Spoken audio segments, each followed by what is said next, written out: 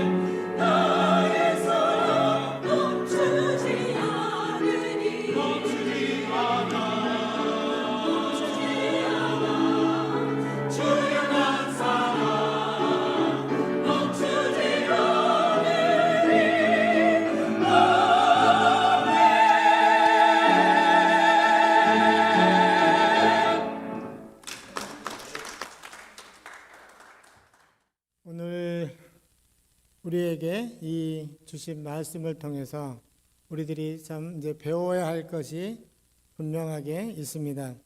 우리가 지금 찬양도 했고 아까 찬송가도 불렀는데요. 그 신실하신 그 하나님으로 그 하나님에 의해서 그분이 주신 그 주 예수를 믿어라. 그러면 너와 너의 가족이 구원을 받을 것이다. 우리가 믿어서 주는 게 아니고 그 믿음 하나님이 주셨는데 오늘 우리들이 주신 말씀을 통해서 우리에게 주시고자 하는 이 하나님의 메시지를 잘 받아서 우리들의 삶에 좋은 이 전환점을 이루시길 바랍니다. 인생을 살아가다 보면은 내 힘으로는 도저히 헤쳐나갈 수 없는 그런 어둠을 통과할 때가 있습니다. 평생 쌓아 올렸던 삶의 터전이 무너지기도 합니다. 사고나 질병으로 감당할 수 없는 그 고난으로 상실이 찾아올 때가 있습니다. 여호와여, 여호와는 나를 기억은 하십니까? 여호와여, 나를 기억하고 계십니까? 라는 이 질문조차 나오지 않는 그런 절망의 순간이 있습니다. 애가는 단순한 이 슬픔을 넘어서 도저히 믿기지 않는 비극적인 이 현실 앞에서 비통함을 담아내고 있습니다. 화려했던 이 이스라엘의 이 삶이 하나님을 떠나서 잿더미가 되어버린 이 현장을 바라보면서 선지자가 쏟아낸 이 첫 마디가 이 탄식어입니다. 에카는 히브리어 성경에서 고통과 절망에 처했을 때 이 부르짖던 탄식 언어입니다. 한국말로 하자면 어찌하여, 어쩌다가 이렇게 번역할 수 있습니다. 책 제목이 현실 상황을 제대로 대변해주고 있습니다. 로마서 15장 4절에서 성경은 하나님의 말씀으로 위로와 소망을 주려고 기록했다라고 말씀합니다. 과거의 기록이 단순한 옛날 그 역사에 그치지 않는다는 것입니다. 하나님의 뜻을 알려서 삶의 방향을 제시하려고 성경을 기록했다라고 분명하게 밝혔습니다. 오늘로 살아가는 우리에게 이 가르침을 주셔서 우리는 참 감사합니다. 여호와 하나님은 거듭하여서 약속하셨습니다. 심판은 파멸이 아니라 회복이다. 이제 가던 길을 돌아서서 돌아와라 라고 계속 말씀합니다. 그러므로써 이 에레미야 예가는 무너진 예루살렘의 잿더미 위에 부르는 그 절망의 노래이면서도 그 황무함 속에서 피어나는 소망의 찬가입니다. 예레미야 예가는 무너진 예루살렘의 그 잿더미 위에 부르는 그 이 찬가로서 나라의 침상에서 선지자가 자기의 고난과 경험과 그 경험을 통해서 하나님을 신뢰하게 된 그 경위를 통해 놀라운 믿음의 반전을 저희들에게 배우도록 합니다. 1절부터 고난을 토로하다가 하나님의 화살에 맞고 캄캄한 곳에 갇혔다라고 탄식했습니다.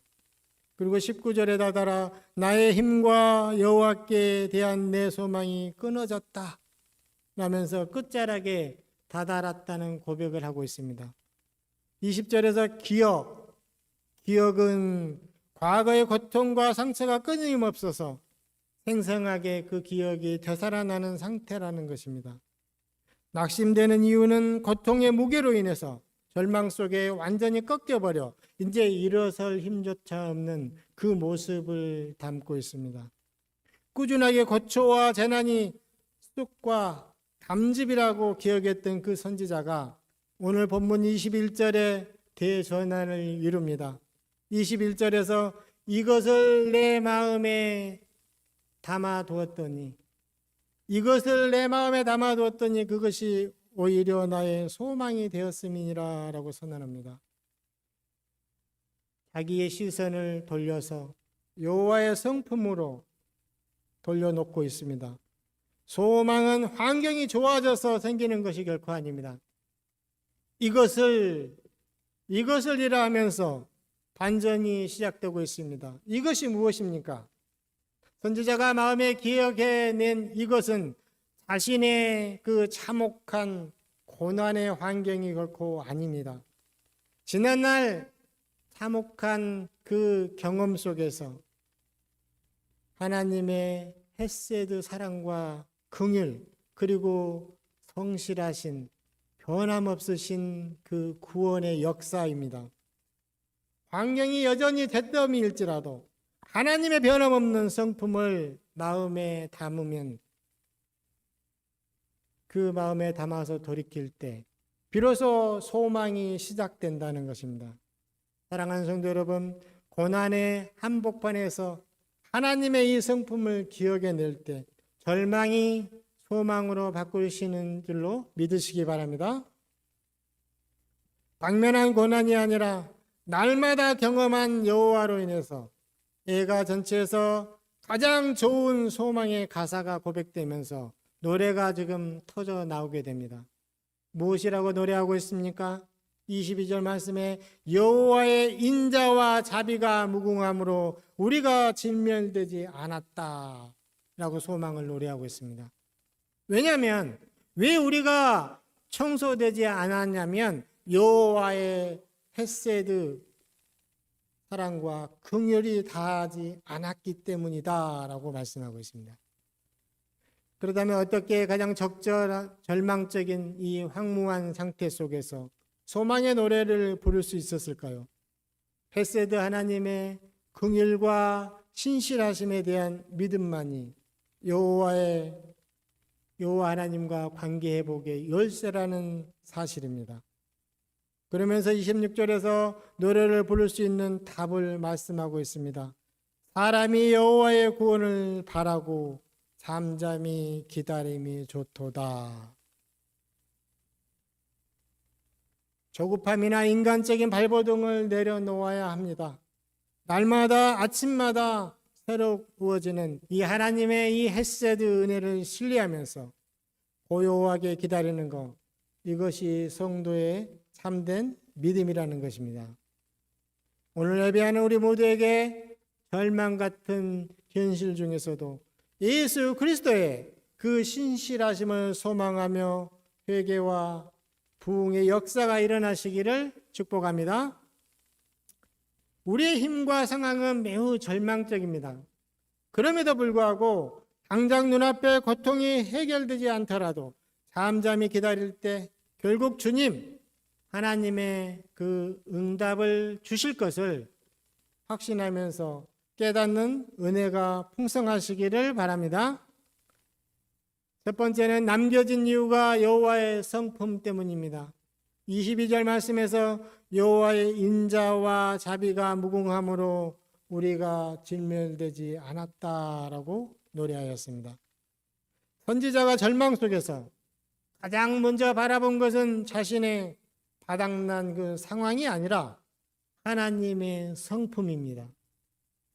여기서 인자라는 이 히브리 언어는 헤세드의 이 복수형으로 기록되었습니다. 언약에 기초한 이 하나님의 끊이지 않는 그 사랑을 말합니다. 인간이 먼저 배신하였지만 결코 인간이 아무리 무너져도 포기하지 않으시는 그 신실하신 그 사랑들 때문이라는 것입니다. 헤세드는 우리가 한마디로 번역하기가 어렵습니다. 한번 약속을 맺어서 상대방이 설령 배신하거나 자격을 상실했다 할지라도 약속을 끝까지 지키고 이행하시는 그 의지적이고 견고한 그 사랑을 의미합니다. 헤세드는 받을 자격이 없는 자에게 일방적으로 베풀어 주시는 그 호의를 말합니다. 인간의 조건이나 공로와 상관없는 흐르는 그 하나님의 자비함입니다.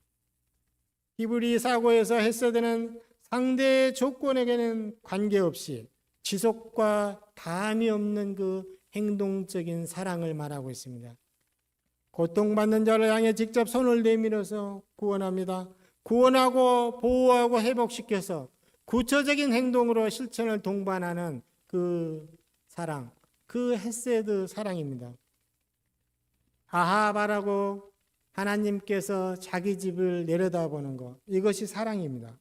하나님이 자기 집을 내려다보는 그 모습 그대로가 사랑인데 그 모습을 보고 하나님은 얼마나 기쁘겠습니까? 이 사랑과 불쌍히 여기는 마음, 이것에 언약적인 의지와 신실함이 만나서 끝까지 포기하지 않고 지켜내는 그 완성형의 그 사랑이 바로 헤세드라는 것입니다.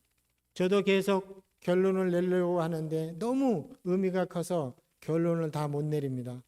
이 구약의 헤세드는 신약 성경으로 오면서 은혜라는 단어와 사랑이라는 아가페 사랑이라는 단어로 번역이 됩니다. 배신한 인간을 향해서 포기하지 않고 십자가의 그 독생자를 내어 주시기까지 언약을 성취하신 그 다함이 없는 그 사랑을 말하는 것입니다.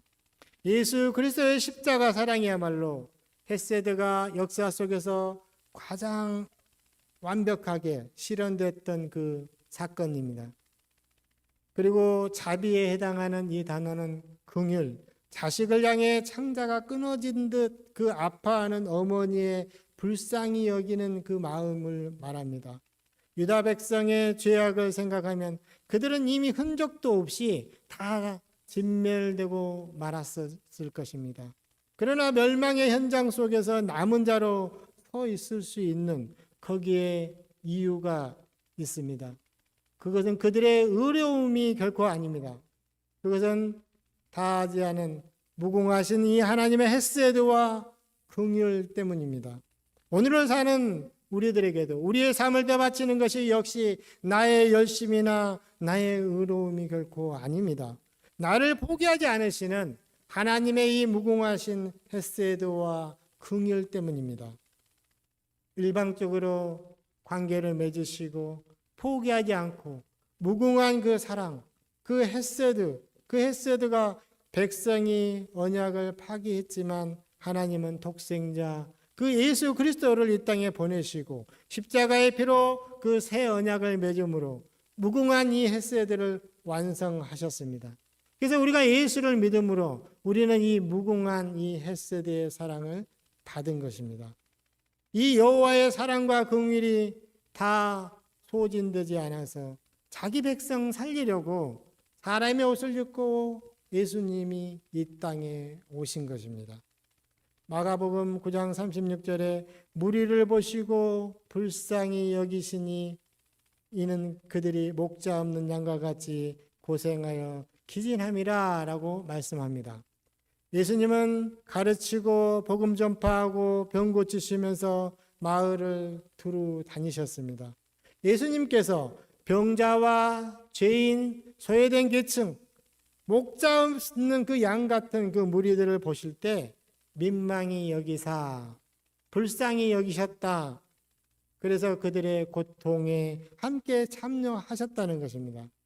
여기서 민망히 여기사라는 이 말은 예수님이 십자가 위에서 인류가 받아야 할 그 죄에 대한 그 벌을 하나님의 공의로 그 진노를 대신 다 받으셨다는 말입니다. 나의 하나님 어찌하여 나를 버리셨나이까? 죄인은 우리가 버림을 받고 진멸되지 아니하며 무궁한 은혜를 누리도록 예수님이 스스로 버림받음으로 말미암아 완전히 우리에게 그 길이 열려졌습니다. 예수님의 기적과 치유는 예수님께서 자기의 권세를 자랑하려던 것이 아니었습니다. 언제나 통렬한 아픔을 공유하는 민망히 여기시는 데서 출발한 사랑의 결과였습니다. 우리가 삶의 한복판에서 신음하며 고통받을 때 예수님은 멀리서 방관하시는 분이 결코 아니셨습니다. 지금도 우리의 아픔을 당신의 그 애끓는 마음으로 함께 하시며 민망히 여기시는 그 분이심을 꼭 기억하시기 바랍니다. 에레미야 선지자가 노래한 여호와의 성품은 예수 그리스도의 십자가 사랑을 통해서 완성되고 구체적인 실체로 드러났습니다. 또한 성경의 마지막 책인 예수 그리스도의 계시니라 라고 시작하는 이 요한계시록에서 고난받은 이 교회와 성도에게 소망의 메시지를 주었습니다. 하나님의 헤세드와 공일이 다하지 않아서 사망과 눈물이 없는 완벽한 그 구원, 새하늘과 새 땅으로 최종 열매를 맺는다고 선포합니다. 궁극적으로 사망을 이긴 이 예수 그리스도의 부활로 그 예수를 믿는 우리도 결국 가질 이 부활이 소망인 것입니다. 오늘을 살아가면서 영생을 가진 성도의 삶은 새 하늘과 새 땅을 바라면서 어쩌면은 우리가 빙빙 도는 다람쥐가 쳇바퀴를 도는 그 나날 같을지라도 헤세드와 긍휼에 근거한 믿음이 있으셔야 한다는 것입니다. 오늘 내가 가진 비록 모든 것이 다 잿더미가 되었다 할지라도 우리가 완전히 소멸되지 않고 소망을 품을 수 있는 그 유일한 근거는 여호와의 끊이지 않는 이 헤세드와 긍휼 덕분임을 고백하는 우리 베델교회가 되시기를 축복합니다. 두 번째는 주의 성실함으로 아침마다 새 은혜를 입습니다.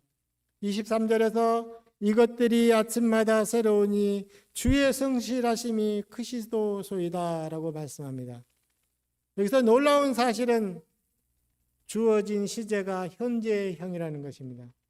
이것들이 아침마다 새로우니 라는 이 고백은 예수 안에서 날마다 현재형으로 일어난다는 사실입니다. 임마누엘 동행하시는 이 예수로 공급되는 새 은혜입니다. 우리는 일상에서 자주 넘어지고 자격 없는 자로 살아갑니다. 하지만 예수 그리스도의 그 공로로 인해서 매일 아침 새로운 은혜로 하나님 앞에 나아갈 담력을 얻습니다. 히브리서 4장 16절에서 그러므로 우리는 긍휼하심을 받고 때를 따라 돕는 은혜를 얻기 위해서 은혜의 보좌 앞에 담대히 나아갈 것이니라 라고 말씀합니다. 은혜와 긍휼을 찾기 위해서 부지런히 주님께로 나아가셔야 한다는 것입니다. 사망 권세를 이기고 부활 승천하신 이 예수님만 의지하시고 아침마다 은혜의 보좌 앞으로 나아가시기 바랍니다. 세상의 조건과 자원은 다 소진됩니다. 하지만 예수 그리스도 안에 있는 하나님의 그 자비와 긍휼은 결코 익스파일 되거나 고갈되지 않는 영원한 아침입니다. 여호와의 자비와 긍휼이 무궁하다. 이 탄식 속에서 고백은 십자가에서 자기 목숨을 내어주신 예수 그리스도의 그 사랑을 통해서 완전히 증명되었습니다. 성도는 오늘을 살아가면서 나의 자격이 아니라 예수 그리스도를 통해서 매일매일 새롭게 공급되는 이 하나님의 무궁한 그 헤세드의 닻을 내리시기를 소망합니다.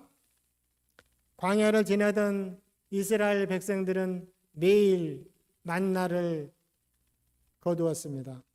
이처럼 어제의 은혜로 우리는 오늘을 살 수는 없습니다. 신실하신 하나님의 매일 공급하신 그 새로운 은혜, 그 은혜를 하나님은 준비하고 계십니다. 어두운 밤은 근심과 애로움을 덮치는 시간일지라도 주님께서 아침마다 고갈되지 않는 새로운 은혜를 공급하심을 믿으시기 바랍니다. 또한 오늘 주의 성실하심의 이 원어는 에무나, 변함없는 신실함을 뜻하고 있습니다. 히브리어 단어의 이 에무나는 구약성경 전체를 관통하는 아주 중요한 의미를 갖고 있습니다. 현대인이 생각하는 그런 믿음을 넘어서 몸으로 살아내는 견고한 그 신실함을 뜻하고 있습니다. 에무나는 아만이라는 동사에서 출발했습니다. 아만은 진실하다, 견고하다라는 그 의미를 갖고 있습니다.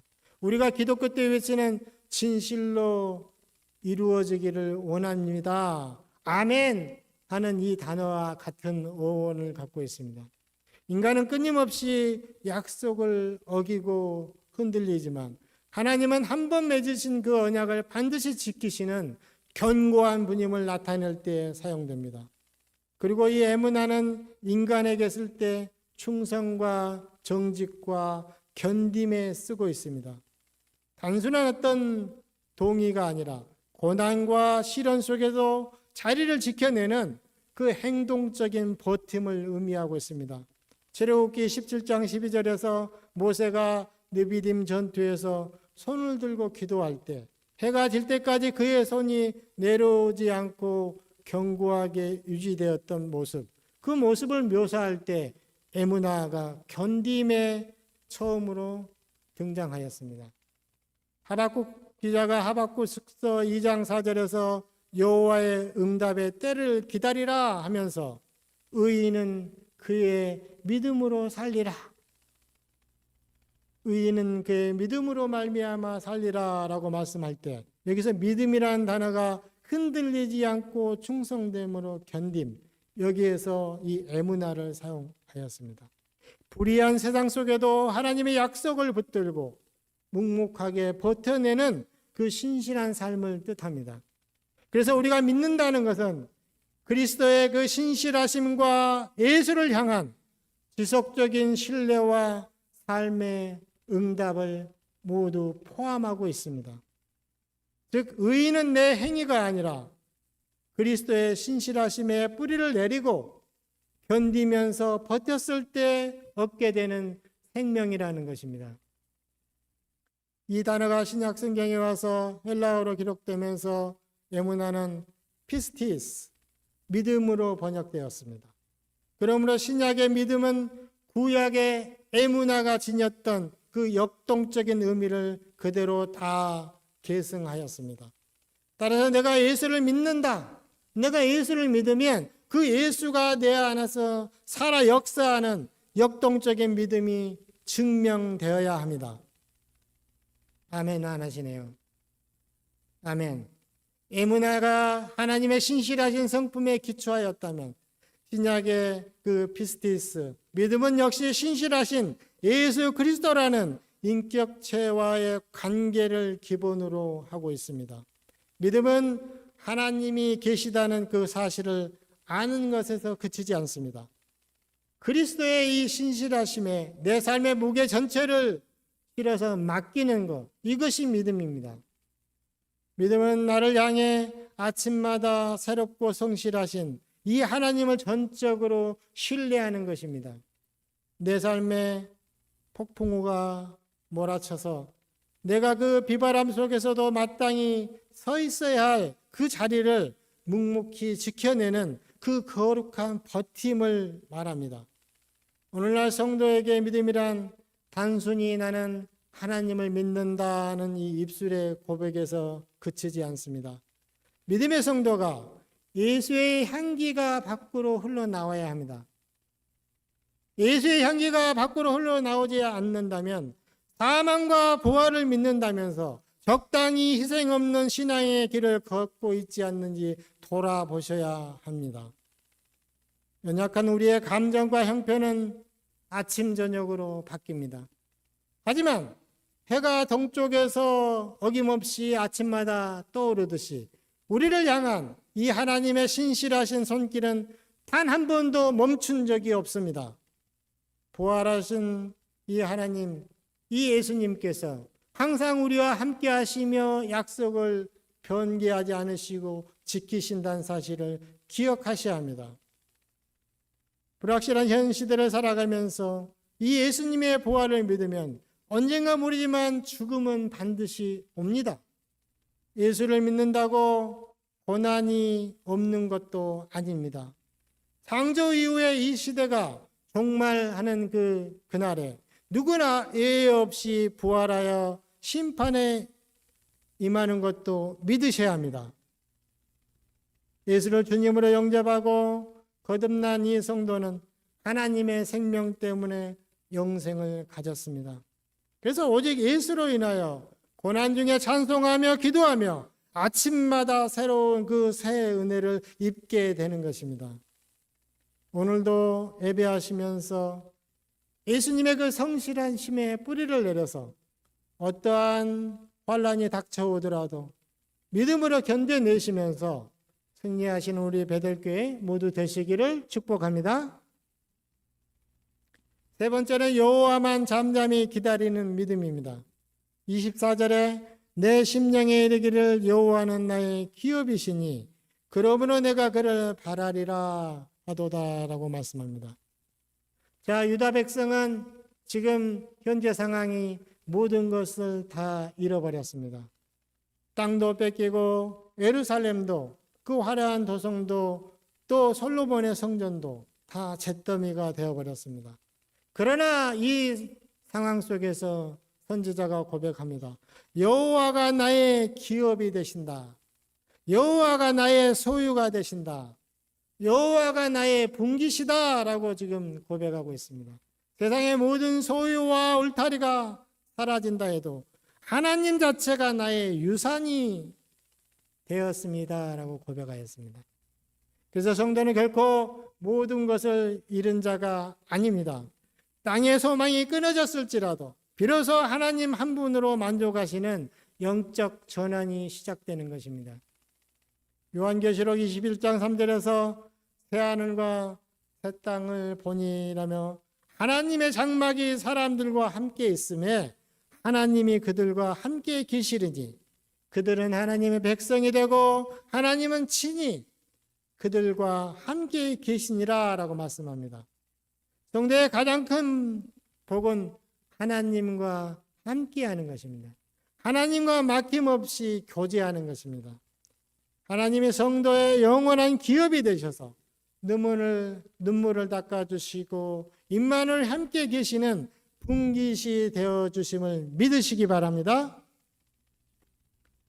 이어서 본문 25절과 26절에 노래가 나오는 이유를 밝히고 있습니다. 기다리는 자들에게나 구하는 영혼들에게 여호와는 선하시도다. 사람이 여호와의 구원을 바라고 잠잠히 기다림이 좋도다라고 말씀합니다.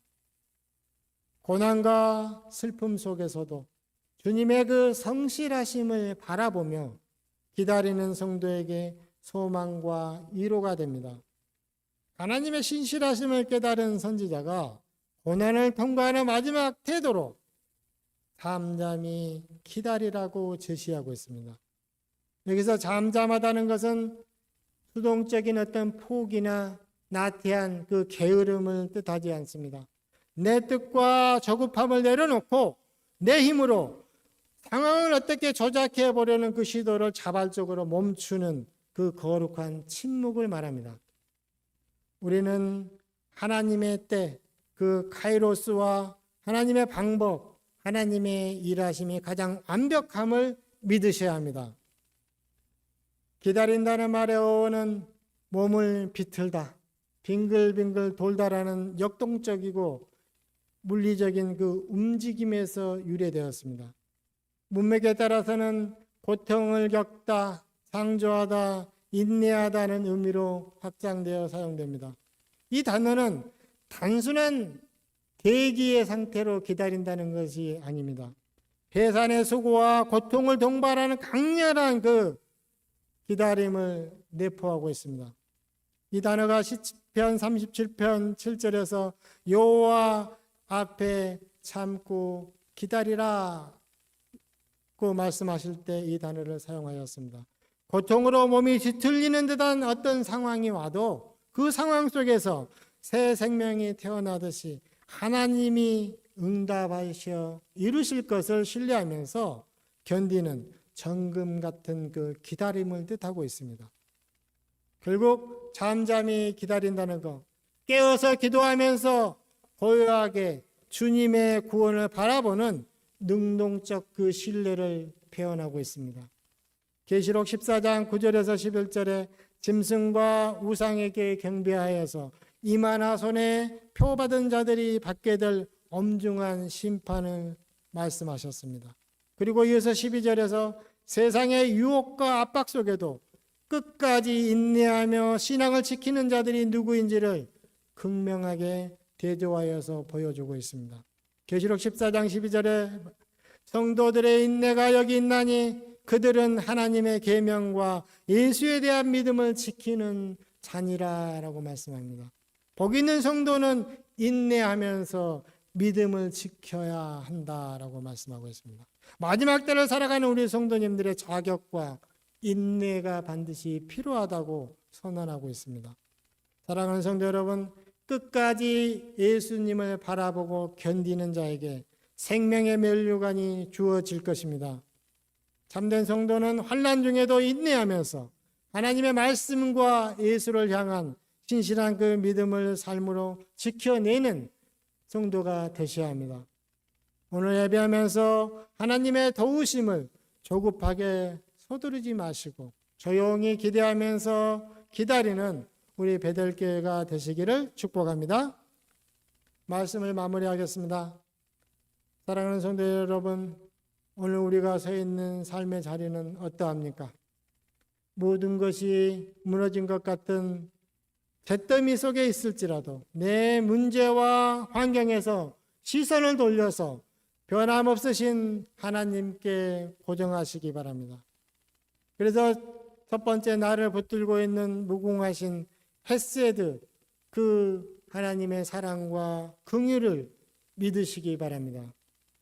두 번째는 어제의 낙심에 매이지 마시고 아침마다 새로워지는 오늘의 새 은혜를 받아 누리시기 바랍니다.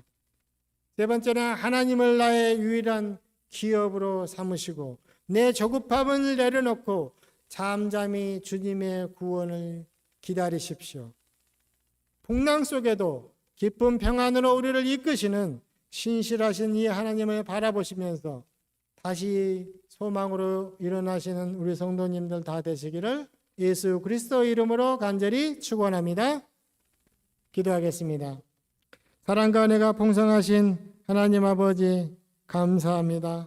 하나님 아버지, 때로 삶의 거친 풍랑과 어둠 속에 소망을 잃고 낙심할 때가 있었습니다.